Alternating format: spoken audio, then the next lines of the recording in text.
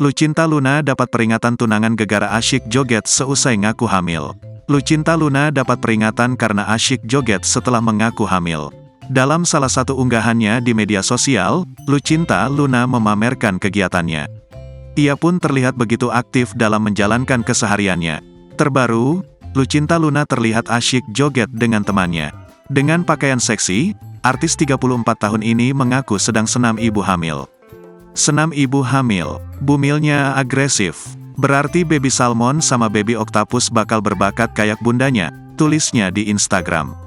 Usai membagikan kegiatannya itu, Alan, sang tunangan memberikan peringatan pada Lucinta Luna lantaran khawatir. Hati-hati sayang, ini untuk anak kita, tulisnya. Lucinta Luna pun menuruti permintaan sang tunangan. Ia bahkan berjanji untuk berhati-hati ketika berjoget. Oke honey, I can slowly, balasnya.